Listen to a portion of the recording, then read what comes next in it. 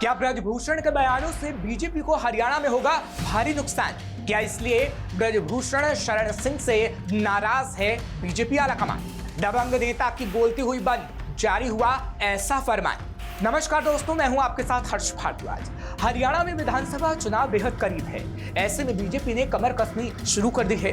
BJP जोर शोर से चुनाव की तैयारियों में लगी है। इसी बीच रेसलर विनेश फोगाट और बजरंग पुनिया ने कांग्रेस का दामन थामा, जिसके बाद डब्ल्यूएफआई के पूर्व अध्यक्ष ब्रजभूषण शरण सिंह तिलमिलाए हुए हैं, बयान बहादुर बने हुए हैं।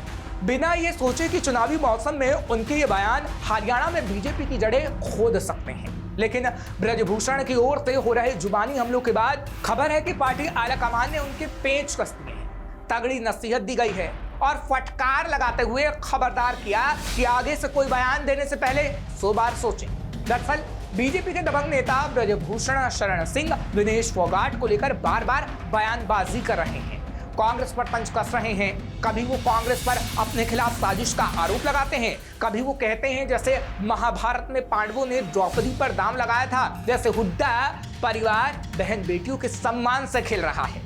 इतना ही नहीं, उन्होंने विनेश फोगाट और बजरंग के राजनीति में आने पर भी तंज कसते हुए कहा कि अगर उन्हें लगता है कि वो चुनाव जीत जाएंगे तो वो गलत सोच रहे हैं। वो हरियाणा में किसी भी विधानसभा चुनाव से चुनाव लड़ ले, बीजेपी का एक छोटा सा कार्यकर्ता भी उन्हें हरा देगा।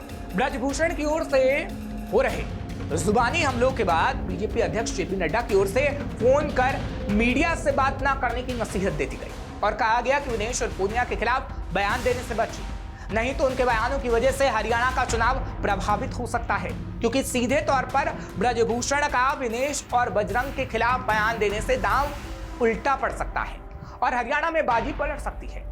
यानी पिछले 10 सालों से हरियाणा में सत्ता का सुख भोग रही बीजेपी को वनवास मिल सकता है। इसलिए ऐसी कोई भी बात ना कही जाए जिससे हरियाणा में बीजेपी के वोट बैंक पर असर हो। ब्रजभूषण को बेशक फर्क ना पड़ता हो, लेकिन बीजेपी को डर है कि इसका नुकसान हरियाणा चुनाव में हो सकता है, क्योंकि एक तो पहले ही बीजेपी खिलाड़ियों के मुद्दे पर पिछड़ी है, दूसरा बीजेपी को लेकर किसानों की नाराजगी भी किसी से छिपी नहीं है, तीसरा जब से बीजेपी की उम्मीदवारों की लिस्ट जारी हुई वैसे ही हरियाणा बीजेपी में भगदड़ मच गई, चौथा 10 सालों से सत्ता से दूर कांग्रेस ने बीजेपी के खिलाफ मोर्चा खोल रखा है। अब ऐसे में बीजेपी कांग्रेस को अपने खिलाफ कोई ऐसा हथियार नहीं देना चाहती जिसकी भरपाई न की जा सके। इसलिए बीजेपी ने ब्रजभूषण शरण को मौन धारण करने यानी चुप्पी साधने की सलाह दे डाली। ब्रजभूषण जिस तरह से खुलकर चुनावी पिच पर बयानों की धुआंधार पारी खेल रहे हैं, उसे देखकर ऐसा लग रहा है कि जैसे उन्हें कोई फर्क ही नहीं पड़ता कि हरियाणा में बीजेपी को नफा हो या फिर नुकसान। उन्हें पार्टी की हार जीत से जैसे कोई लेना देना ही नहीं। दरअसल जब ब्रजभूषण के खिलाफ खिलाड़ियों ने आरोप लगाए तो बीजेपी की देश भर में बहुत किरकिरी हुई। सबसे ज्यादा हरियाणा के लोगों का गुस्सा देखने को मिला, जिसके बाद बीजेपी ने डैमेज कंट्रोल के लिए ब्रजभूषण सिंह को साइडलाइन कर दिया और उन्हें लोकसभा चुनाव में टिकट भी नहीं दिया। हालांकि ये बात अलग थी कि ब्रजभूषण शरण के बेटे को टिकट दिया गया। ब्रजभूषण सिंह को खिलाड़ियों की वजह से पार्टी की नाराजगी झेलनी पड़ी। पार्टी में पूछ खत्म हो गई, एकदम दरकिनार कर दिया गया, जिसको लेकर ब्रजभूषण के मन में कसक है। और अब जैसे ही विनेश और बजरंग ने कांग्रेस का दामन थामा, वैसे ही ब्रजभूषण ने मौके पर चौका लगाने की सोची और खुद के खिलाफ आरोपों को साजिश बताने में लग गए। आपको बता दें कि 18 जनवरी साल 2023 को ब्रजभूषण शरण सिंह के खिलाफ खिलाड़ियों ने यौन शोषण का आरोप लगाते हुए धरना प्रदर्शन शुरू किया था, जिसमें विनेश फोगाट, बजरंग पुनिया और साक्षी मलिक जैसे खिलाड़ी शामिल थे।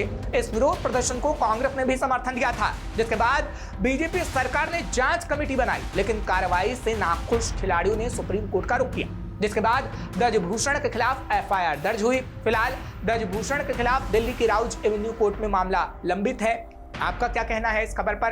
कमेंट करके हमें जरूर बताइए। खबर को शेयर करना मत भूलिएगा। तमाम खबरों के लिए आप देखते रहिए श्रेष्ठ भारत। श्रेष्ठ भारत पर खबरों से जुड़े रहने के लिए चैनल को सब्सक्राइब और लाइक करें, बेल आइकन दबाएं और देखते रहें श्रेष्ठ भारत।